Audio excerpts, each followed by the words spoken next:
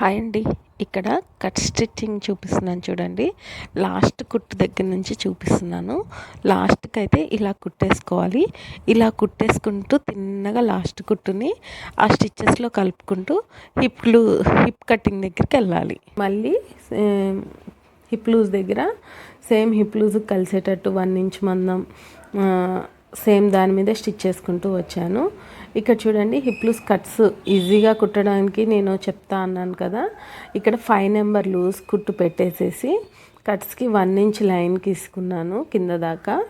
ఆ లైన్ కలిసేటట్టు 1 ఇంచ్కి 1 ఇంచ్ మందం స్ట్రైట్గా కుట్టేసుకుంటున్నాను చూడండి.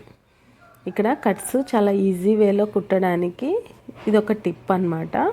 చూడండి, 1 ఇంచ్ మందం ఇలా కుట్టేసుకున్నాను.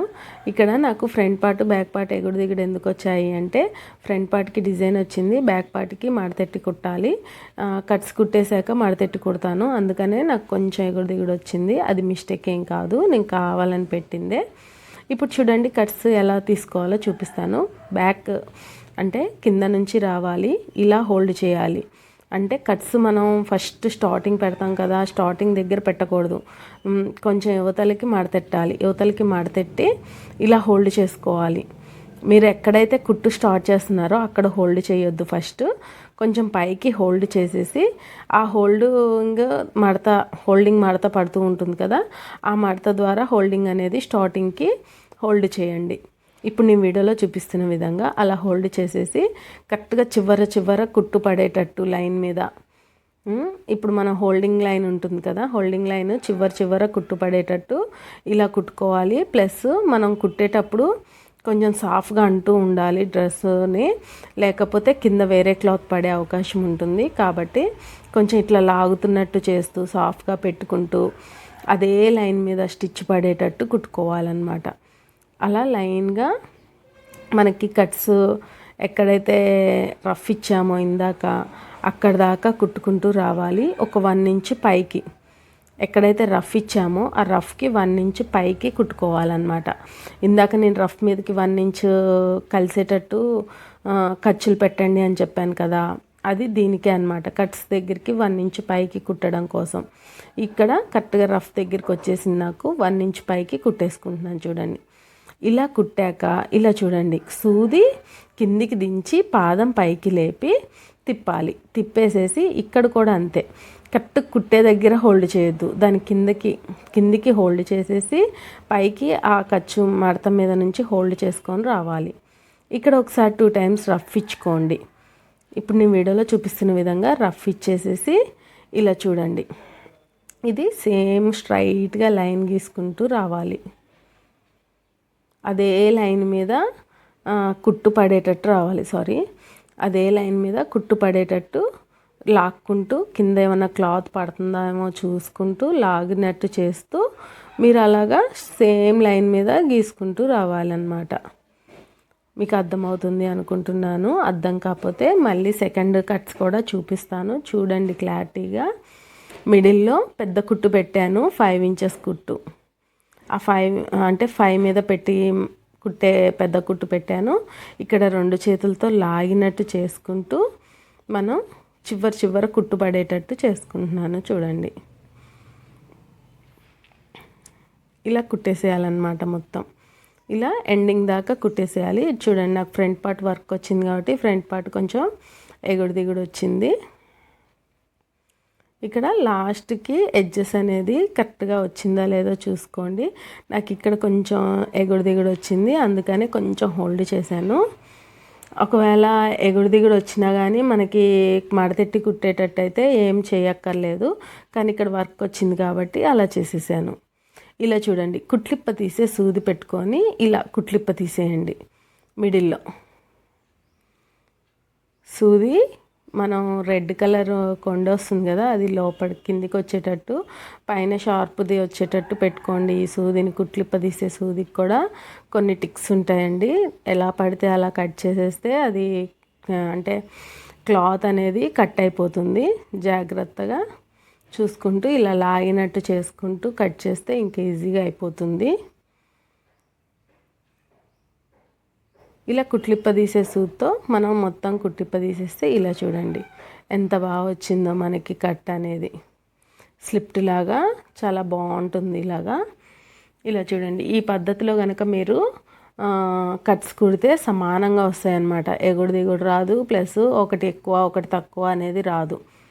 ఇప్పుడు సైడ్ జాయింటింగ్ మళ్ళీ చూపిస్తాను చూడండి. మీకు కనుక ఇందాక అర్థం కాకపోయి ఉంటే ఇప్పుడు క్లారిటీగా చూడండి. హ్యాండ్ లూజ్ పెడుతున్నాను. ఆల్రెడీ హ్యాండ్ మనం కుట్టిన హ్యాండ్ నుంచే కొలత తీసుకుంటున్నాను చూడండి. హ్యాండ్ లూజ్ ఎంత ఉందో చూసుకొని హ్యాండ్ లూజ్కి ఒక మార్క్ చేసేయండి. ఆర్మ్ లూజ్ వచ్చేసి ఇందాక కట్టుగా వచ్చింది కాబట్టి ఇక్కడ కూడా కట్టుగా వచ్చేస్తుంది, అందుకని నేను పెట్టలేదు. కాట్లు ఉంటాయి కదా, నేను కటింగ్ అప్పుడు మరీ చెప్తాను కాట్లు పెట్టుకోండి, కుట్టేటప్పుడు చాలా యూజ్ అవుతుంది అని. అది ఎందుకో ఇప్పుడు చూపిస్తా చూడండి. ఇక్కడ ఆర్మ్ లూజ్ దగ్గర ఒక కాట్ ఉంటుంది, ఆ కాట్ దగ్గరికి ఒక స్టిచ్ వచ్చేసింది. ఇక్కడ చూడండి నడుం లూజ్ దగ్గర ఒక కాట్ ఉంది, ఆ కాట్ దగ్గరికి నేను 2 ఇంచెస్ ఖర్చులు పెడుతున్నాను. ఒక సైడ్ అయితే మనం మార్కింగ్ చేసుకుంటాం కాబట్టి లైన్స్ ఉంటాయి, రెండో సైడ్ మార్కింగ్ చేయం కాబట్టి లైన్స్ ఉండవు. కాబట్టి ఈ కాట్లే మనకి హెల్ప్ఫుల్ అవుతాయి అన్నమాట. ఇప్పుడు చూడండి హిప్ లూజ్ దగ్గర ఒక కాటు పెట్టాం కదా, ఆ కాటు 1 ఇంచ్కి ఇలా మార్క్ చేసేసుకొని వెనక సైడ్ మా కాటు ముందు సైడ్ కాటు కలిసిందా లేదా అనేది కూడా చూసుకోవచ్చు. అప్పుడు మనకి డ్రెస్ అనేది పర్ఫెక్ట్గా కుడుతున్నావా లేదా అనేది కూడా తెలుస్తుంది అన్నమాట. ఇప్పుడు హిప్ లూజ్ కాట్ దగ్గరికి 1 ఇంచ్ మార్క్ చేసుకున్నాను కదా, ఆ మార్కింగ్ దగ్గరికి స్టిచ్ చేసేసాను. ఇలాగా రఫ్ చేసేయాలి 1 ఇంచ్ మందం. రఫ్ చేసేసి ఆ 1 ఇంచ్ కొంచెం అదే లైన్ మీద రానిచ్చి కుట్టు మీద కుట్టు రానిచ్చి ఒక పాదం అనేది ఇట్లా విడతీయాలన్నమాట. విడతీసేసి ఒక పాదం మందం ఖర్చు కుట్టాలి. చూడండి ఇప్పుడు 3వ కుట్టు కూడా కుడుతున్నాను. ఒక పాదం మందం ఖర్చు పెట్టి ఇలా కుట్టుకుంటూ వస్తున్నాను అనమాట. ఆర్మ్ లూజు నడుం లూజు అన్నీ ఒక పాదం మందం ఖర్చు ఉంచుతాను. హిప్ దగ్గరికి వచ్చేసరికి కుట్లో కుట్టు కలిసిపోవాలన్నమాట. 1 ఇంచ్కి 1 ఇంచ్ మందం కుట్లో కుట్టు కలిసిపోవాలి, అప్పుడే మనకి కట్స్ అనేవి నీట్ ఫినిషింగ్ వస్తుంది. ఇక్కడ చూడండి ఇక్కడ నాకు మార్కింగ్ లేదు కదా, 1 ఇంచ్ ఇలా మార్క్ చేసుకుంటున్నాను అనమాట కట్స్కి. మనం ఒక సైడ్ అయితే కటింగ్ అప్పుడు అన్ని లైన్లు గీసుకుంటాం కానీ సెకండ్ సైడ్ రాదు కదా, అందుకని ఇలా అందాగా మార్క్ చేసుకుంటూ ఉంటే సరిపోతుంది. దానికి ఏమంటారు రన్నరు అవన్నీ యూస్ చేసుకుంటూ టైం వేస్ట్ చేసుకునే బదులు ఇలా మనం ఓన్గా అందాగా నేర్చుకునేటట్టు ట్రై చేయండి. ఇలా ట్రై చేయండి కానీ రన్నర్స్ అవి ఇవి అనేసి వర్క్ ఎక్కువ పెట్టుకునేటట్టు చూసుకోవద్దు. బర్డెన్ ఎక్కువ పెంచుకోవద్దు. బర్డెన్ తక్కువ ఉండాలి, మనకి వర్క్ నీట్ ఫినిషింగ్ రావాలన్నమాట. అలా నేర్చుకోండి. ఇక్కడ మళ్ళీ నేను 5 మీద కుట్టు పెద్ద కుట్టు పెట్టేసేసి 1 ఇంచ్ మందం ఇట్లా కుట్టేసుకుంటూ వెళ్ళిపోతున్నాను కట్స్కి. మీకు వీడియోలో చూపిస్తున్న విధంగా కట్స్కి 1 ఇంచ్ మందం బారుగా ఒక కుట్టేసేసుకోవాలి.